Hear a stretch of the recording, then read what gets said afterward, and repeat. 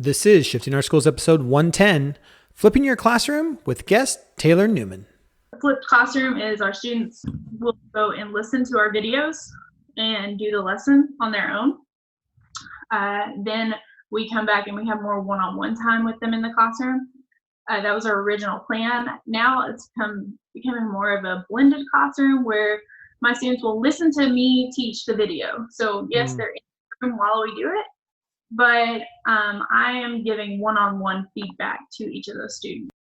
Listen up, educators. Are you looking to take your classroom to the next level? The technological shift in education is happening right now. If you're looking to integrate technology into your classroom, you're in the right place. Welcome to Shifting Our Schools with your host, Jeff Udick. Well, welcome back to another episode of Shifting Our Schools. Thank you for tuning in this week. A great episode full of technology as your guest flips her classroom with her students. You'll hear about Edpuzzle, Screencast-O-Matic, and GimKit, just to list a few. You can find the full list of technology mentioned in this podcast in the show notes to this episode over at sospodcast.org, episode 110. There's only 3 weeks left to enter to win the Flipgrid pop-up tent for your classroom. This thing is pretty cool. You can see it for yourself over on our Flipgrid. I put a video there for you. You just go to sospodcast.org and click on Flipgrid up in the menu bar, and you'll find a video from me talking about this cool tent. Or download the Flipgrid app and enter the code SOSPodcast and record there. Let us know what you think of this episode and answer this week's question. Every time you leave a Flipgrid response, you are entered to win that Flipgrid pop-up tent. This week's question: what is your go-to technology tool that if it went away, you would probably actually cry? For me, I think that would be right now Screencastify. I love that app. I use it all the time. Sometimes teachers after a training will email me, hey, what did you say about this? Or how do I get back into that? And I just make them a Screencastify real quick and attach that to an email, and they're just like, thank you so much, and it's so easy. So that is the one that if Screencastify ever goes away, I will probably actually cry. I want to hear from you. What is your app or your technology tool that you would actually cry if it actually went away? You can head over to Flipgrid and tell us what tool you would cry over if it went away and enter to win that Flipgrid pop-up tent. All you have to do again is go to sospodcast.org and click at Flipgrid at the top, or download the Flipgrid app and enter the code SOSPodcast. Either way, that'll take you there. And I want to know, what is your tool, technology tool, that if it went away, you would probably actually cry? Well, this week, Chris Butler and I chat with Taylor Newman, a middle school teacher from Texas who is flipping her classroom using a whole host of tools.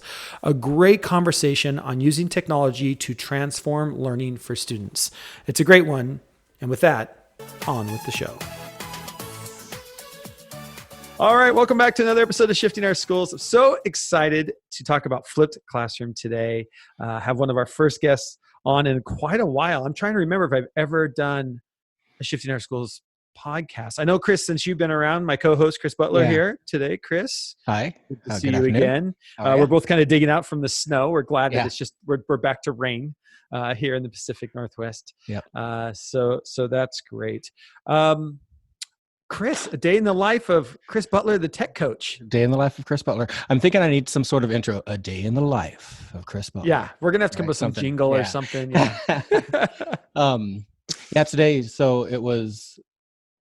First day back after 3-day weekend, long weekend, and then the week before that we had Snowpocalypse 2020 hit, of right? Course. So had some snow days, had some late starts, that sort of thing. So. Today was a scheduled day at the high school. We scheduled out 3 days for tech PD, and we have a consultant come in who works with Apple. We're Apple district, so we have iPads and that. So with the purchase of the iPads, we also got a consultant that comes and helps us do all that kind of thing. So it was myself and Apple Sally is what we call her. Her name is Sally. Nice. And so we were at the high school today, and the way we do the PD, we've tried several different models, but this is kind of a push-in model where it's almost like the teachers, we set up a calendar and the teachers sign up for half a period of class were block schedules. So four block schedule, 4 block periods a day. And they set up like the first half of first period for either us to come in and observe them teaching in class, or them to come and talk to us during their plan period and just kind of give some feedback. Like, hey, I noticed you were doing this. Here's an app or a tool or a structure that might help you to integrate the technology and to do this in a new sort of way. So that was the first of the 3 days. We have 2 more days in the district. Very cool. So that's what we were doing today. It was kind of fun. And it's probably a good way for Apple Sally to kind of see where teachers are, where everybody's at, and it give is, some quick little stuff. Yeah. So yeah, and a lot of times it will. So the first time we did this, the push-in model that we do it was kind of an idea that I don't want to say I came up with it myself, because I never come up with anything ourselves. You know that as educators, right? Yeah. But came up with this idea, and we did it the first time about 2 months ago, month and a half ago, and got some really good feedback for it from the teachers that were involved. They're like, I really like this, because they were able to get some instant feedback, whether it was in the class or just sitting down one-to-one with a coach. And then it also led to like, hey, remember what we talked about? Can you come in and support me with that a little bit? So it led to follow-ups with the coach coming in and working with them in their class. So it's a really cool model, really cool way to do it. Very cool. I love that. That's great. What a great time of year to do it too. You know, right after the new year, people are kind of getting into it here at the end of January, February. Right. Is well, I guess it depends on what second semester, depending, should be starting right about now or next week somewhere, depending. We're wrapping up first semester right now. Yeah. So good time to do it with just, the idea that you got a new semester starting. So very cool. Well, I am so excited to have our guest with us tonight. Taylor Newman is here all the way from Texas. Yeah. It's great. Probably don't have to worry about a lot of snow yet down there. Yeah. No, I don't think we'll ever have to worry about What was your temperature today? Just make us feel jealous. Well, we were complaining about it, and it was actually 33 at the school this morning when we walked in. I didn't look at it. So that was this dark. So. Yeah. So 33 for a low. Oh, geez. It's rough. Yeah. It was awful. Everybody. Well, Taylor, get us started. Kind of talk to us. How did you get into education? How did you end up becoming an 8th grade math teacher? Well, it started with I will never teach junior high. I've always said I'm never going to teach junior high. I actually went to school to study engineering. Cool. And I was going as a applied physics major out into the small college of San Angelo out in Angelo State University. If you have never seen where San Angelo is, I like to look at a dark map of Texas and that little glimmer of light out in West Texas. That's right where. Okay. That's good. I like that. Yeah, we were out there. It was a lot of fun. I got to see a bunch of stuff. We actually took a tour where we went and put on physics shows around at schools, and we jumped from school to school. We were doing, I guess, 2 to 3 shows a day. Wow. Through West Texas and New Mexico. And I fell in love with it there. I was like, oh, I don't think I could ever just, sit and try to think when I could. So I really fell in love with it there. And I ended up moving back to Dallas, and they have an awesome program where I went to college at UTD, University of Texas, Dallas, the U Teach program. And I was like, whoa, you can actually learn stuff this way. So they kind of loved teaching for me, and I was just like, oh yeah, I'm totally in. And said I'd never do junior high. I got to see a little bit of elementary, junior high, high school, and I was like, no, junior high is where it's at. So cool. I went there. Yeah. I love junior high, that middle school, junior high age. And I find a lot of times, especially when we're talking about technology or trying something different, it's not college credit or high school graduation credit yet. And you're out of the elementary. So the kids are kind of cool and nobody likes it. So parents are just trying to survive. Kids are just trying to survive, and you get to have a lot of fun. That's what I always think about when I think about middle school, junior high, just like, it's like that perfect little, just make sure the kids stay alive, and you are a godsend for putting up with them for 8 hours a day. That's kind of where we got. So. Well, and I feel bad for them. I try to make it to where they feel that they're putting up with me for 8 Yeah, hours. right. There you go. That's Yeah. a good way to do it. Yeah. That's how I always end up on top, is they're Yeah. putting up for 8 hours a day, and so that way they think they have the upper end, but they get to go home. So, Perfect. Yeah, I like that. Talk a little bit about the technology you have in your classroom. Kind of what is your classroom setup right now in 8th grade math? so our kids are 1-to-1. They each have their own Chromebooks. And I use Edpuzzle when I develop my lessons. Cool. So we those. We have a tech program for our tech program put on where we have we can earn badges for different things that we use with technology in our classrooms. Okay. And I hurried up and I got me about 400 points pretty quickly, so that I can cash in my Edpuzzle subscription. There you So, go. Nice. So talk a little bit about that. That's interesting. So you, by going to tech trainings, you earn points so your district has some kind of badging system that you earn points by using different technology with students, or going to trainings, or all of the above, or all of it.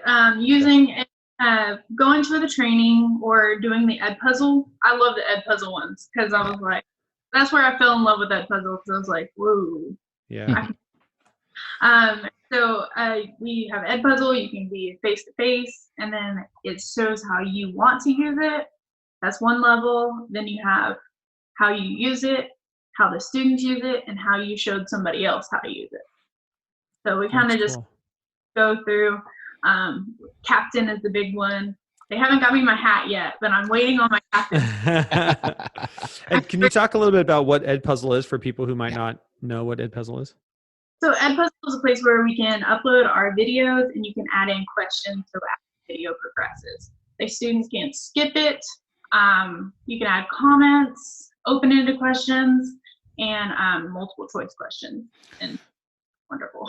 So it's a way to create an interactive video. Basically, it'll pause and they can answer questions and do that sort of thing. Yeah. Except for it pauses it on their own, so they have to answer it, Right. which makes it very nice for. Right. Yeah, and can't you even set it up that if the kid gets the question wrong, it like makes them rewatch that section of the video? Yes. So like that instant feedback loop, right? I love that. Mm-hmm. So I can see that being really powerful. Sorry, Taylor.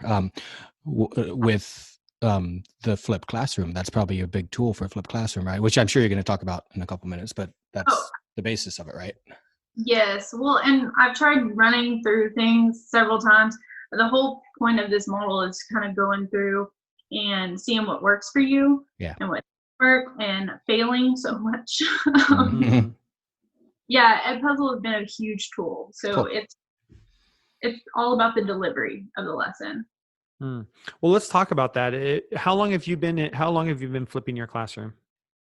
So we started about, I want to say mid-September. Okay. We actually went and visited another school. I attempted to do it on my own, or with my partner teacher. We attempted to do it like without seeing it done before, and that always goes very well, as everyone knows. Yeah. So I had no basis. I was coding behind a Excel sheet, so it's kind of like a breakout classroom, a digital one, and I was using it to like self-pace my students and plug everything in online. And it was not working out to my advantage. And luckily, we were able to then go visit a school down the road, and they kind of helped straighten some of those things out. Okay. So what are some difficulties with flipped classroom? And could you even, for those of you, for our listeners that maybe aren't exactly familiar with what a flipped classroom, kind of the structure looks like. I know some teachers, there's blended, there's flipped. Blended is kind of the little brother of flipped. I like to refer to it as, right? Mm-hmm. Yes. Well, and ours we came into it going that we wanted to have a flipped classroom. Mm-hmm. Well, Wi-Fi wasn't accessible for most of our students. So then it's more of a blended flipped type thing. And it's kind of evolved into this more blendedness. Flipped, our students now have Wi-Fi at home where we have hotspots available for them. Cool. So students that don't have it actually get it. So we can do more flipped, and we do, but it's a big mess that we're kind of trying to work out right now currently. But a flipped classroom is our students will go and listen to our videos and do the lesson on their own. Then we come back and we have more one-on-one time with them in the classroom. That was our original plan. Now it's becoming more of a blended classroom where my students will listen to me teach the video. So yes, they're in the room while we do it, but I am giving one-on-one feedback to each of those students. So how I kind of do that is with that ed puzzle, I will go in and put questions in, and I can see instantly what their answers are as they're going through it. And so we're not having to stop and everybody has to ask the same question, or maybe someone just didn't catch one piece of it. And so with a bunch of different levels in one classroom, it really makes it easy for those kids that got it, they just go. And those kids that need kind of pause. Cool. So let me think if I got this right. So you create the video ahead of time. And what are you using to create videos? I actually am what you're seeing me on right now, a 12-inch iPad Pro. Okay. So I wrote on it's massive. I wish you could see.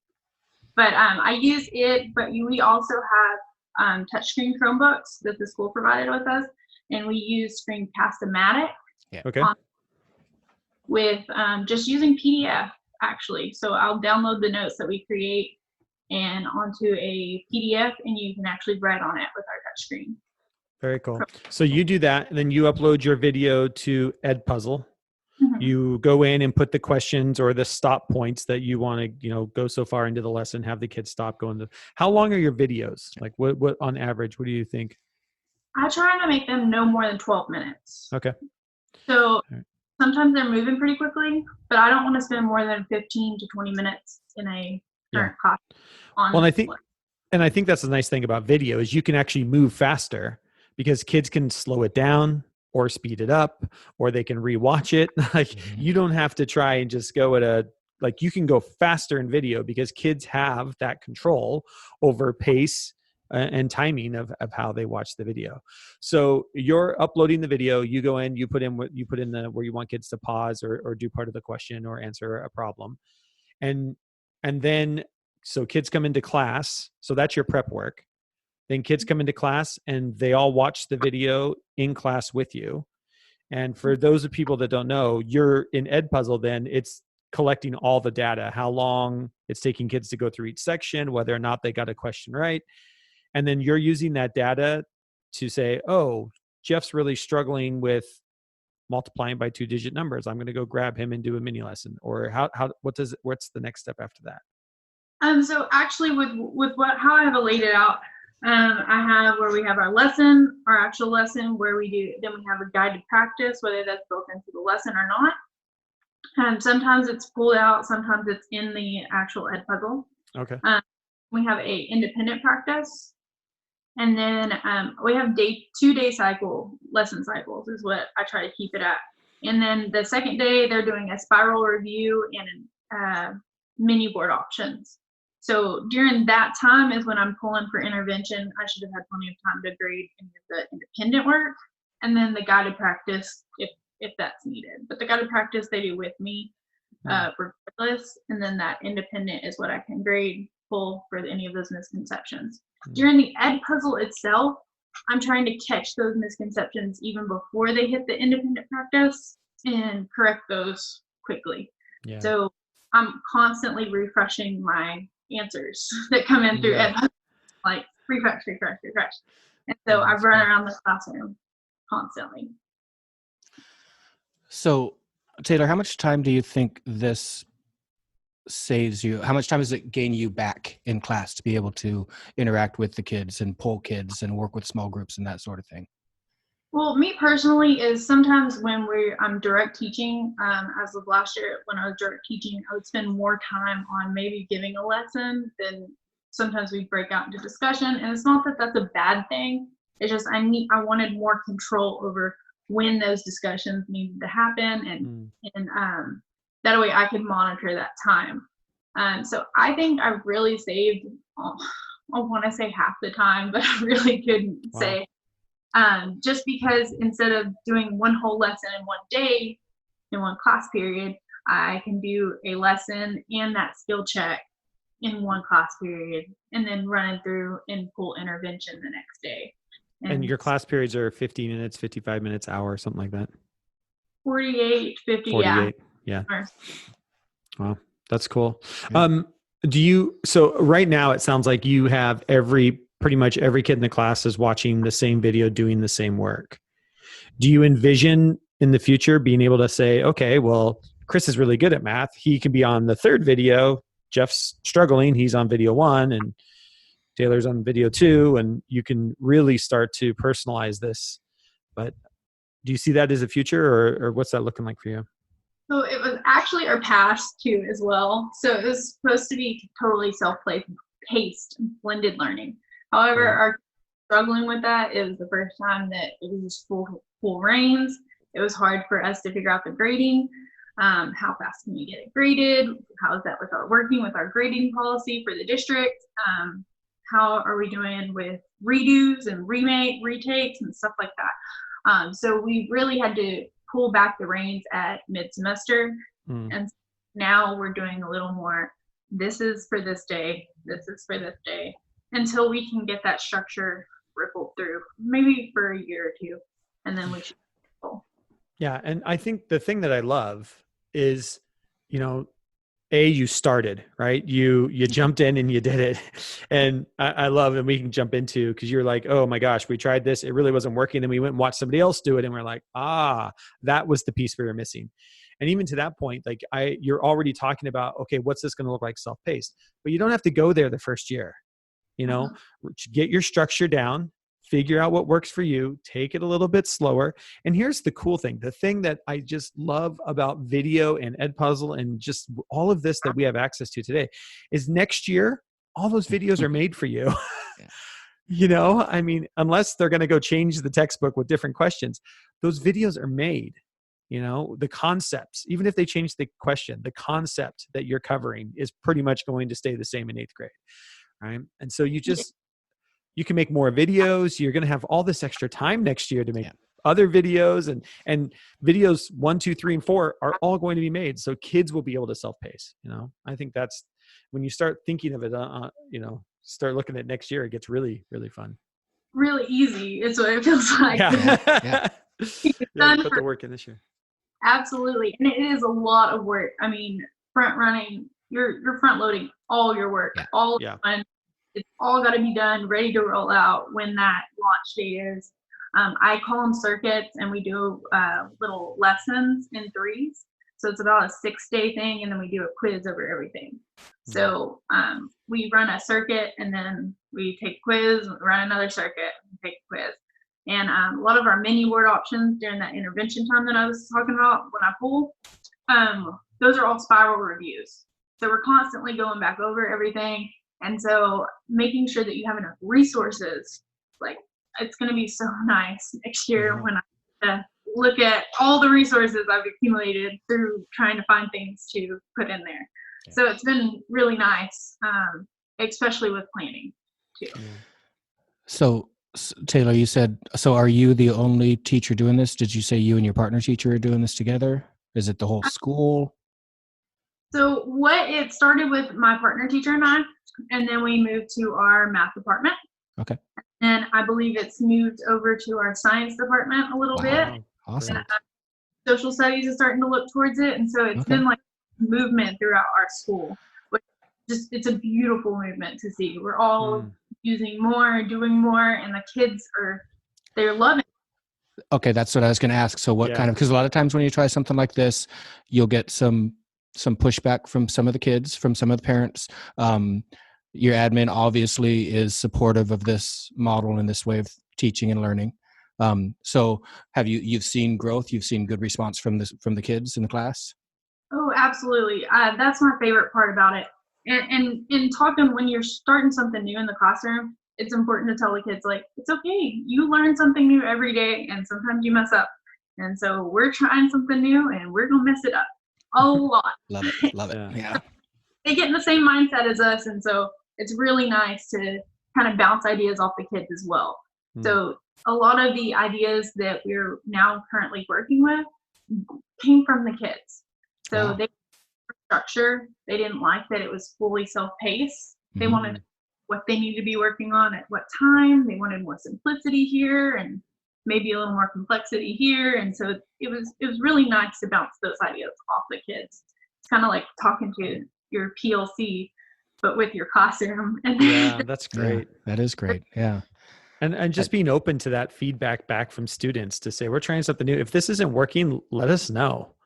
What is the structure that is going to work? Because it's pretty fluid at the moment. I mean, it always is fluid, but I love that. So what are some other things that kids are telling you? Why do they like Flipped Classroom? Is it the video thing they like? Is it the be able to rewatch videos? The little bit of, even within that, the self-pacedness, the one-on-one time with their teacher that's focused. I mean, what is it that you're hearing from kids that they seem to be turned on, especially if you're rolling this out school-wide? So they like that they can access their teacher 24/7. So it doesn't matter when or where they're at, they can find exactly the same thing they would have if I was up in front of the board. The other thing is that they love that one-on-one time. So like I said, when I'm going through the ed puzzle, for example, this circuit, I put in there one time, I said, do you have any questions? And most of them put, nope, I'm good, thank you. Very polite responses, which was pretty crazy. But every once in a while, I would have 2 or 3 students in the class period that would be like, no, I don't understand this, and this. And I would race over there and help them. Well, then the next one, I put 3 more of those responses in, and I got even more questions. And so they were starting to build upon it, and they were like, this is what happens when we type something in that we actually need help with. So they love that piece that they know that they helped build that. And so, and that's their request. They told me every time, Miss Newman, please put some of those questions in. So if we Cool. more often. So it's been great with them. So. What are some of the challenges? Like as you kind of, you've been doing this about half a year now, what would you say are some of the biggest challenges if somebody else is thinking about flipping their classroom or being inspired by your story here, which is awesome? What are some of the biggest challenges to kind of look for or that you've had to work through so far? So it's definitely got to be that mindset because it will beat you down. I mean, when something doesn't work and you have to do it, for example, the grading, like you've got a ton of grades to put in. I roll up 8 grades, I think, per circuit. I think 9 that I just added one more for this new way of doing it. And it was brutal. It was brutal at first. And so when you're going through this, you have to keep that head of, I know it's not supposed to work because it's not going to work until it's perfect. And it's never really going to be perfect. So I'm just got to keep going and pushing through those. And really having that good backup has been a huge help with those challenges of hearing from it, because when you've got multiple people doing it, you hear different challenges and different solutions. And so you can find which one it is that actually helps you the best. So definitely that sense of community to help out with that mindset, because it's easy to quit something when it doesn't work. Yeah. So it's always knowing that I love what they say at our school. Is it what's best for your kids? And so that this model is what's best for our kids right now, and we're trying to push it out. And even though it may not work very well half the time, or it feels like it doesn't, so you have to just keep that in your head. Love it.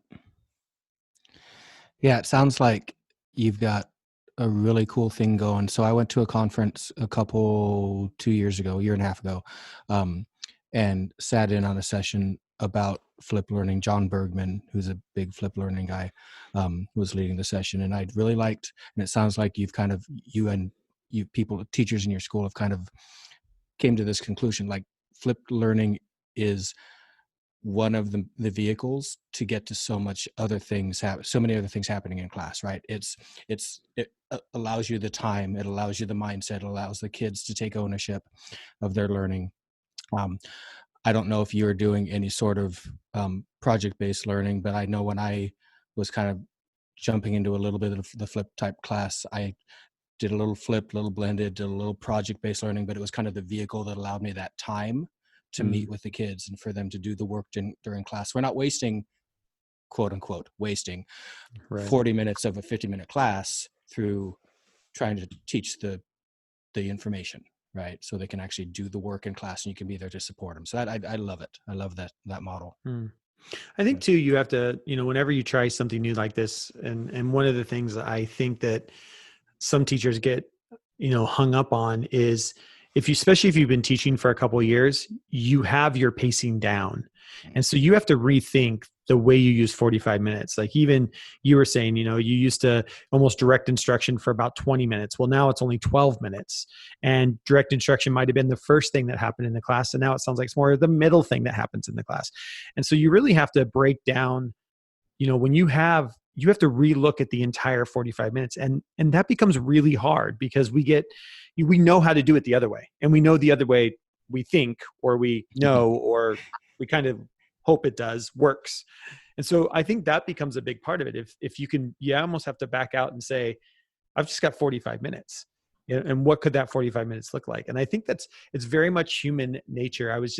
It just makes me think of, you have to take that step back and be willing to look differently. So my wife is helping our electrician, a good friend of ours who's also an electrician that we use. His house caught on fire and burnt the inside of the house. So he's rebuilding the house. So we went up there the other day so my wife could help him design it.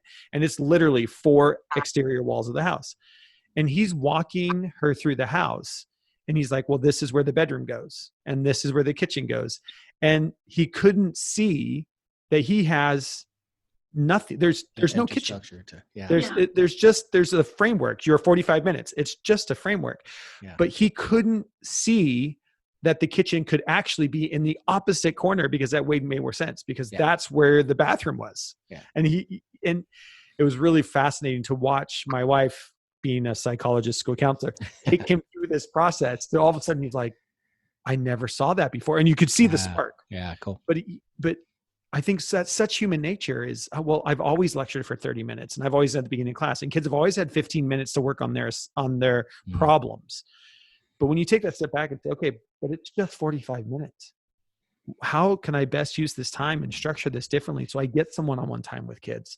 That I can actually lecture in 12 minutes because I can do it faster, and every kid is watching it at their own pace, their own time. It's actually more individualized for them.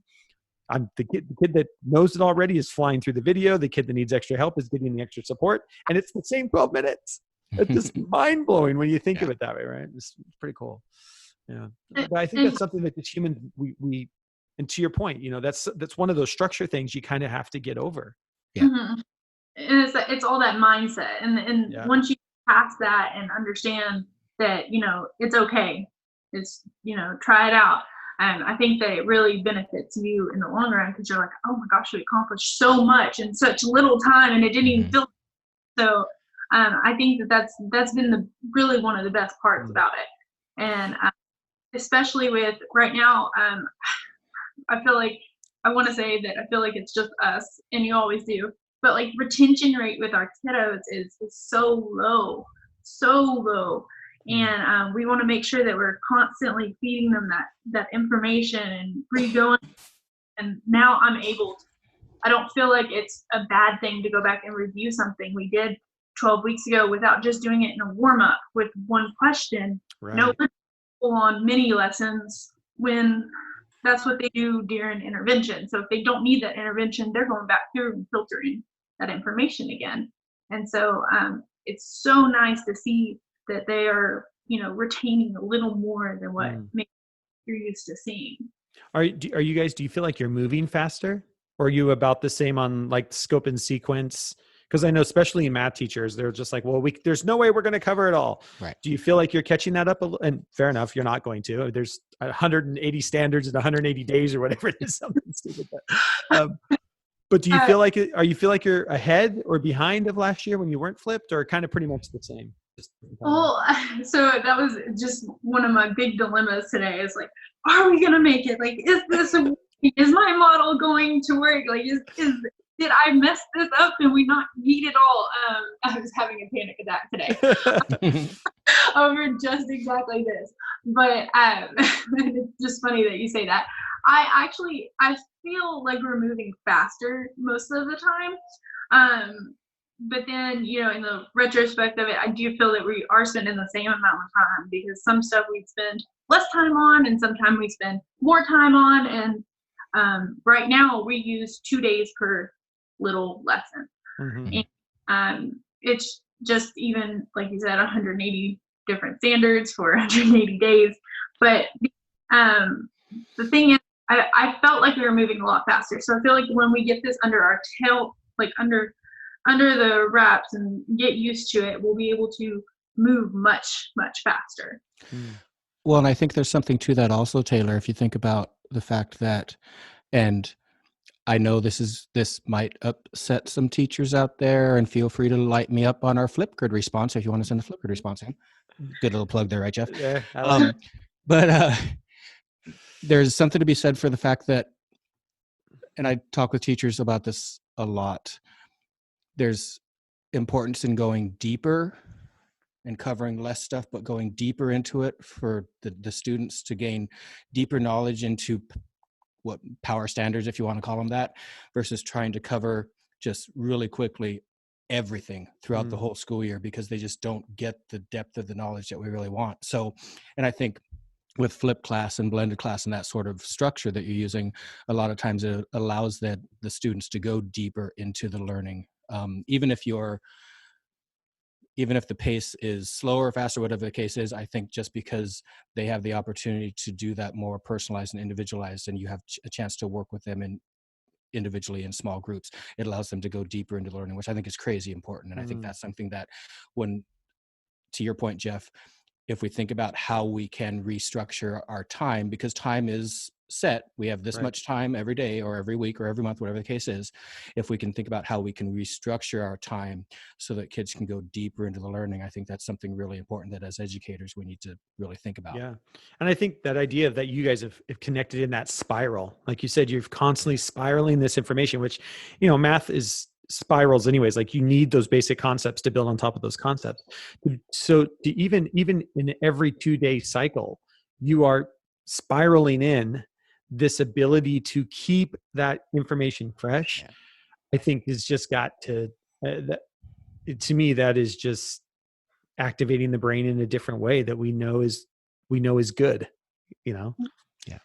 And it feels like when we were first starting this, you're just like, well, duh, why wouldn't I do it that way? And it hurts your heart, because you're just like, well, I felt like I've given this disadvantage to my kids for so long, and we should have been doing that.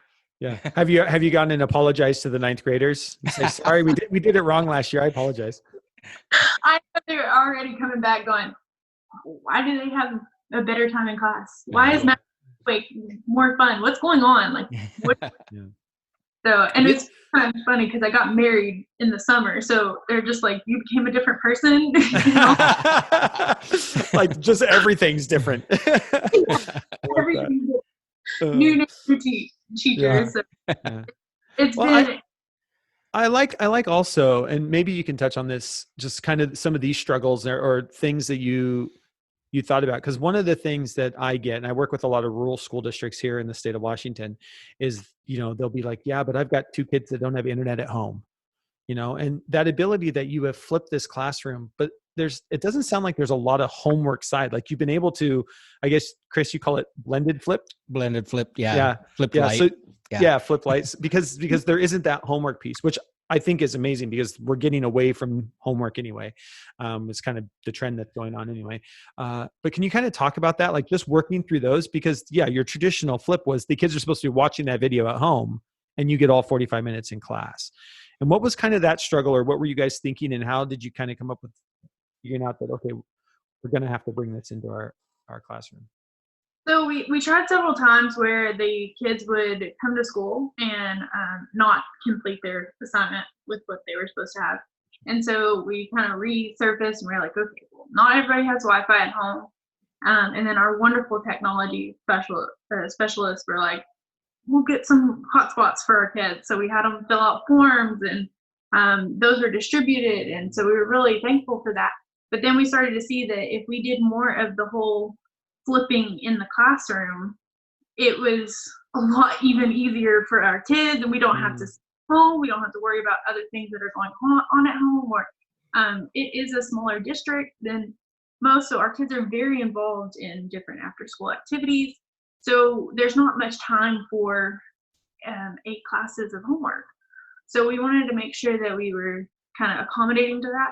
And when we noticed that it worked super well straight in the classroom, then why not? Why not do that? And like I said, we started with that self-pace model. So if you were behind, if you needed to catch up, you could do it at home. And so now my kids have a kind of, it's more structured with more time management. And I tell them we're all working on time management, even I am. And sometimes we have to take it home and do it at home.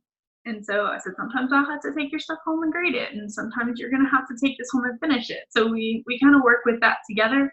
Luckily, we use Chromebooks, and so they can download a lot of their stuff onto their Chromebook before they leave school. So we can battle that. No Wi-Fi at home. If that's still, even though they should all have hotspots by now. Yeah. Right. And so do you actually assign homework, or is it just, hey, if you didn't get your work finished, you're in 8th grade, it's time management. You know, now you got to find time on your time to do it because it didn't get done in class today. Absolutely. So, cool. You know, you didn't get it finished with my time. And that's partly why we do intervention during that spiral and mini board option time. So that's why I have we did the 2-day lessons, so that we're not taking time out of the what we call mandatories, which is the actual lesson the first time they're hearing it. So that way they can go through and hear it again. That way we're taking time from something they've already heard and using that time as intervention. Because we were getting to during self-pace where the kids, we were pulling them for intervention and they weren't finishing their lessons, like their mandatory stuff. And so we had to stop and redesign that over Christmas break. And like, how can we make this a little more efficient? How can we pull them but not have to take away from their original time of their lessons? And we kind of help with procrastination a lot. It's really helped out with the time management part. Yeah, a lot.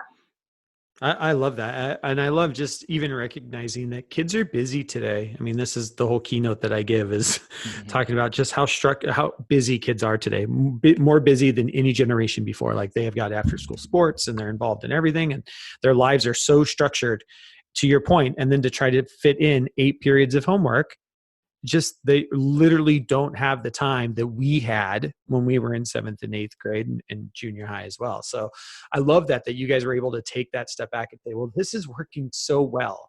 They're in class. We're giving them time to do it. How do we need to restructure our time to make sure that they can get their work done? And if they can't, well, then there still is the opportunity that you're a kid or you're 8th grade. There's some, ownership here. You've got to get this done on your time now because you didn't get it done on our time.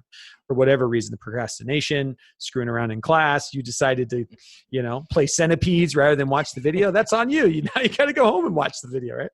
So I like that. I like that, just that teaching that time management piece and giving that ownership within that program. That's very cool. Well, and talking to them, we described it as, well, we've got to work on ours. This is something new for us.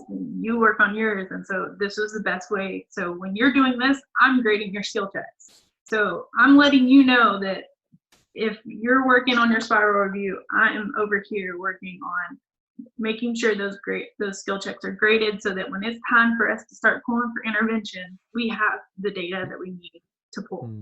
And so we really want to put the data back into our students' hands. That's something we're working on right now. And I'd love to see how this all works next year when the kids are even more data driven. Yeah, for that's cool. That's really cool.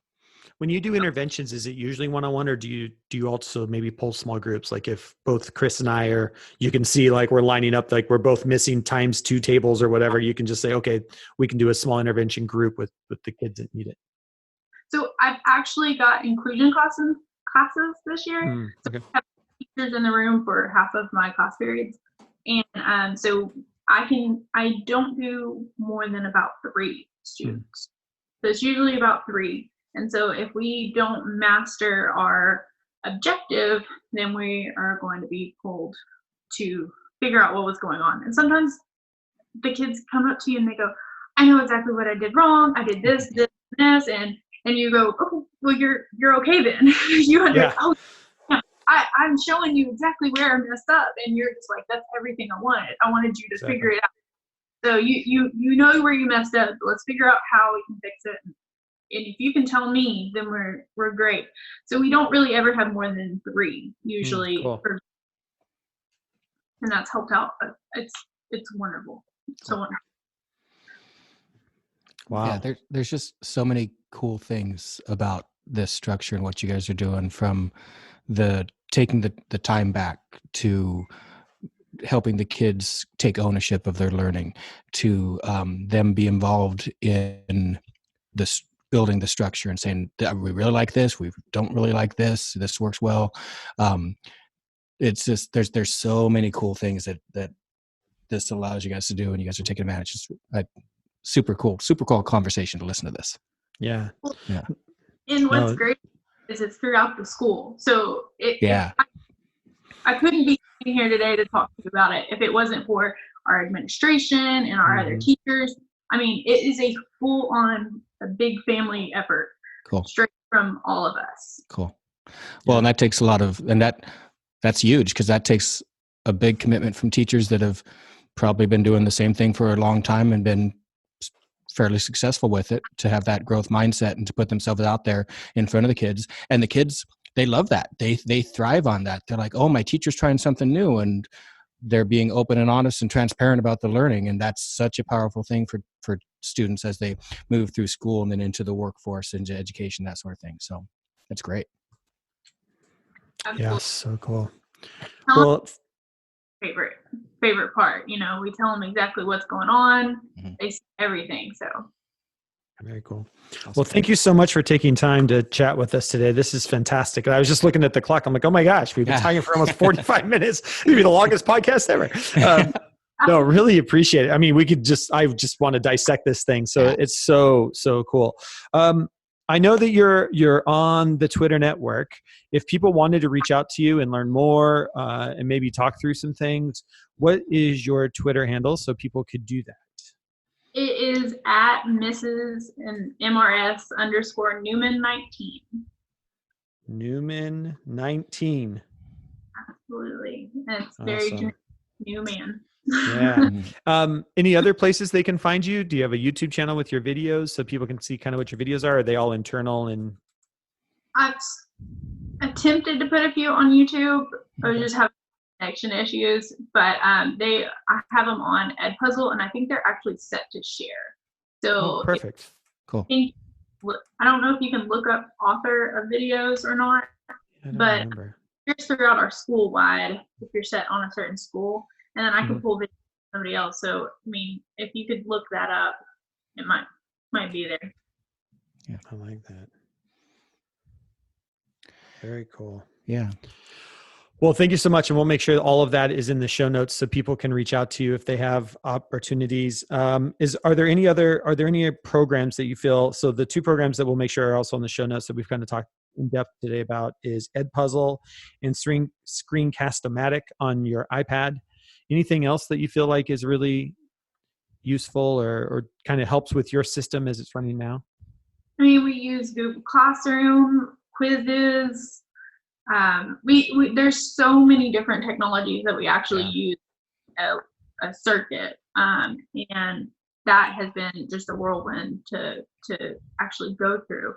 I'm trying to think. Nearpod is something that we're trying to dig into. I'd love to see this kind of be housed in Nearpod in the near future, for that more of that self-paced place. It's just something we're working with right now. Cool. So. Very cool. Awesome. Well, we'll make sure that all gets in the notes as well. Chris, your Twitter handle, people want to reach out to you for more information. Yep. Tech Teach Travel at Tech Teach Travel. And actually, those of you that are listening right now, so this is actually how Taylor and I connected. This is since I've been on, this is the first time that it hasn't been a teacher or educator that either Jeff or I had some sort of connection prior to. She just reached out and said, "Hey, I'd love to be on your podcast, a guest." And so we got a time set up, and it's been awesome. So if you're a listener and you want to be on the pod, give me a shout out. Let's get this thing set up. We'd love to have you on. Absolutely. Yeah. Tech Teach Travel Tech on Teach Travel. the Twitter and everywhere else you can find. Everywhere else, yeah. Chris Butler, the tech coach. Well, Taylor, thank you so much. We'll let you go. I know you're a little bit ahead of us time-wise, so it's probably dinner time for you. We're getting ready here as well. So thank you again. Really appreciate you having on, and thank you for sharing your story. And to Chris's point, everybody's doing amazing stuff in their classroom, and I just love when we get to share that out and we all get to learn from each other. So really appreciate you taking time to share your story with us today. Thank you so much for having me. Like I said, it's an honor. Awesome. Thanks, Taylor. Thanks so much for listening to this episode of Shifting Our Schools with your host, Jeff Udick. For more great content and to stay up to date, visit sospodcast.org, facebook.com/Jeff Udick, and on Twitter @JUdick. If you enjoyed today's episode, please leave a review and subscribe, and we'll catch you next time on Shifting Our Schools.